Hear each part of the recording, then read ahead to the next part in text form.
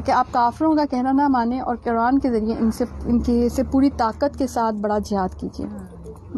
جہادن کبیرہ، جہاد سے ہے نا، اس کا مطلب انتہائی کوشش کرنا. ٹھیک ہے، تو اب انسان اس کا مطلب کیا ہے کہ ہر لحاظ سے کوشش کرے اس قرآن کی تعلیم کو دنیا کے گوشے گوشے میں پہنچانے کے لیے. یہ ہے اس کا مطلب کہ دنیا کے گوشے گوشے میں قرآن کو پھیلا دیا جائے، اس کی اوریجن، اس کی اصل پھیلائی جائے.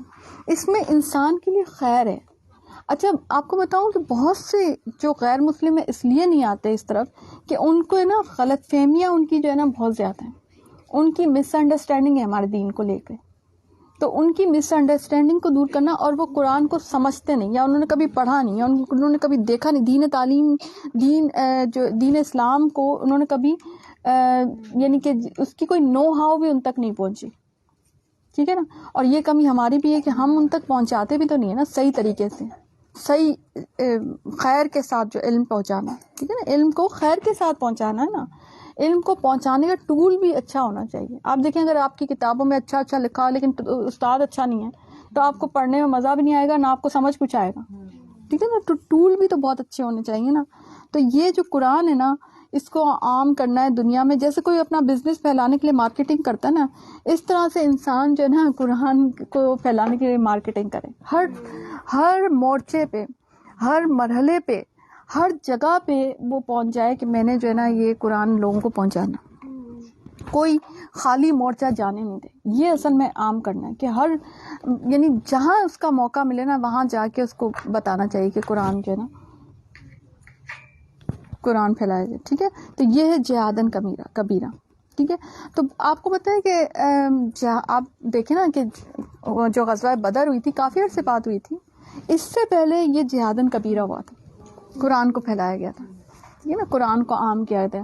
اور قرآن کی سب سے بڑی زمین جو ہے آپ کی دل کی زمین ہوتی ہے نا، کہ قرآن کو آپ اپنے دل کی زمین میں بٹھا لیں. اور لوگوں کی دل کی زمین میں جو ہے نا وہ زرخیز کر دیتا ہے قرآن دل کی زمین کو، ہے نا. تو قرآن دوسروں کی دل کی زمین پہ پہنچانا ہے.